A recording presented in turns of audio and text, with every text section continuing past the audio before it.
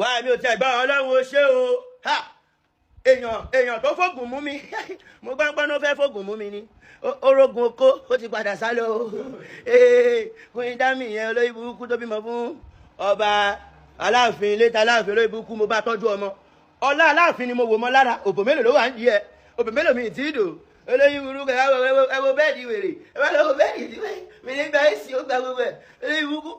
ìgbà nínú nọ́mbà ìgbà tí mo fẹ́ máa dé tiẹ̀ mo gbá fóònù ẹ̀ gbogbo àwọn tá máa wá kí aláàfin palace londo kò sóhun nìkan wà táwọn ìyàwó ilé ẹ̀ àwọn ìyàlé ẹ̀ gbogbo wọn ẹ wò gbogbo àwọn tó máa wá ń sọrin àwọn olórin palace àwọn tó wá fi sí ìjọba lọ ti jó wọn ogun wọn la rí inú kọ́tà tiwọn àwọn ọlọ́pọ̀ bá ṣe ẹ wò ó lè pa mí bó o ṣe pọ̀ bá yẹn o ó lè pa mí bó o ṣe pa láàfin Ọ̀yọ́. olórí burúkú ẹ wo létí mo gbà fún Queen Dami olóṣó ọlọ́ba àtìyá ẹ jẹ́ ó rọ́mọ bí 2 years ẹ wo lé tó gbé 2 years ó rọ́mọ bí ayé ti bàjẹ́ o ẹ lọ́ bá ń dá kẹ́bi wá lọ já ṣọ́ọ̀bù ẹ̀ àwọn olórí burúkú ni ṣọ́ọ̀bù tí mo gbà fún mo máa já lẹ́ni mo máa já ó yá máa já ṣọ́ọ̀bù yẹn dànù àwọn olórí burúkú ni ìyá rẹ̀ àwọn ò máa gbọ́ ọkàn ó rí mẹ́rin ilé tó gbé wèrè rọ́mọ bí àbókù rẹ̀ pa ẹ́ já ṣọ́ọ̀bù yẹn dànù àwọn tó di bímọ gan-an rí lé gbé já ṣọ́ọ̀bù dànù wèrè já ṣọ́ọ̀bù wèrè àwọn tí wọ́n ti bímọ wọn rí lé gbé já ṣọ́ọ̀bù wèrè olórí burúkú ẹ̀yin tẹ́ bímọ fún mi ẹ máa ṣọpẹ́ o mo tún èmi tẹ́ pẹ́ lómi bímọ. ṣé ẹ rí òun rè olórí burúkú kò ì bímọ olóṣó la fi pàdé níjọ́ tí mo pàdé ẹ̀ tú sọ̀mù ni mo ṣe ìyẹn Queen Dami tó bímọ fún aláàfin Ọ̀yọ́ mo jó rẹ̀ ẹlẹ́kejì tó tún wá ó tún mú dọ́tà ẹ̀ wá mo jó dọ́tà ẹ̀ ó wá ní kí n jọ̀ pé kí n sẹ́tù pẹ̀lú òun pé kí n síríọ̀sì pẹ̀lú òun mo débi bí àwọn olé o máa bàálẹ̀ mi jẹ́ oní kí n jọ mo wá síríọ̀sì pẹ̀lú olórí burúkú ẹ̀wẹ̀ wọlé tí mo gbà fún máa ń ṣàlọ́ gbé ilé pop kò sí nìbàdàn sí lọ́yọ̀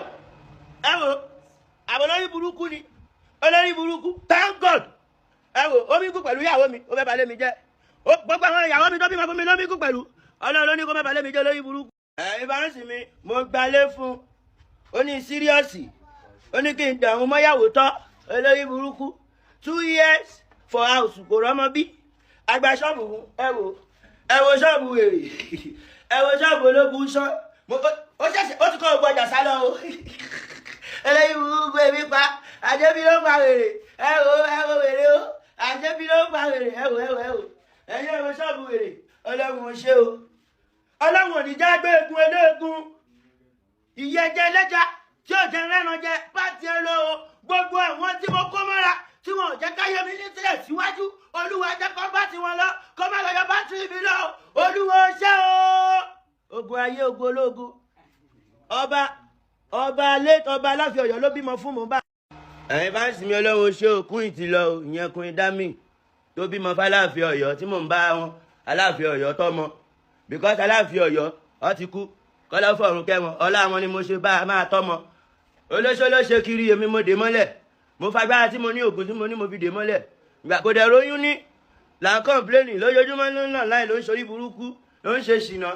ṣìnà tó fi pa aláàfin Ọ̀yọ́ ó fẹ́ fi pa mí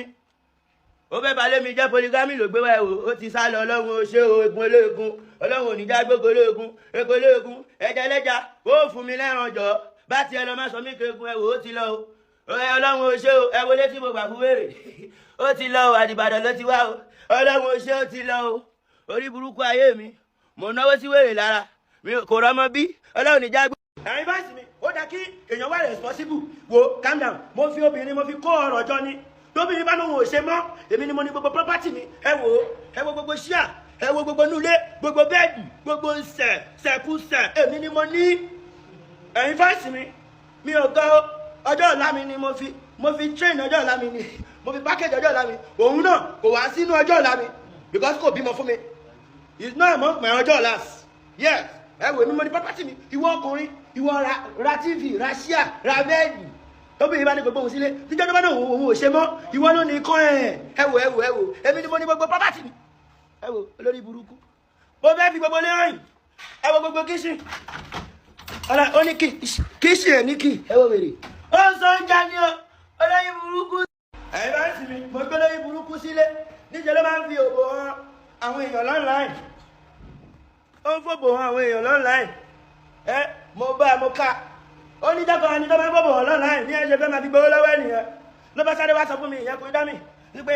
bàbá yẹn ò tí ń fẹ́ tẹ́lẹ̀ ni ó nóbó òun lọ́wọ́ má níyàn ìwọ ló ṣòfò ìwọ ló bu ẹ́ ṣòfò ẹ wò nínú ilé tá a gbé sí ó ń sẹ́ndì òbò fún yàn ó ń ṣe fídíò kọ̀ kò rọ́mọ bí tá a bá dó tó bá lóyún wẹ́ oyún ń ṣẹ́ ni àti ẹ̀mọ̀ bẹ́ẹ̀ ara nìkan olóyún burúkú ó ní àmì house àlóyà ó lóyún àgbà ni olóyún burúkú àní lifestyle tó ń lò ẹ wo èsì fún èsì ni wèrè lò ẹ wo wèrè olóyún burúkú ọlọ́wọ́ ṣe o studio nínú kí n fi bí ṣe studio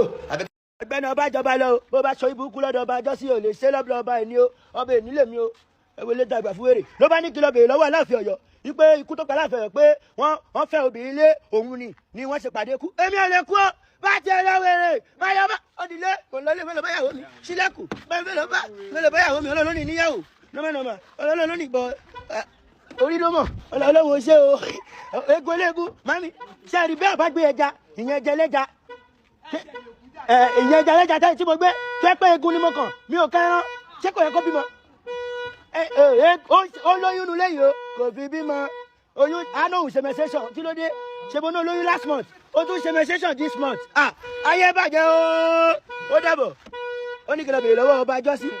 ìgbé ọ̀nfẹ́yàwó léwu.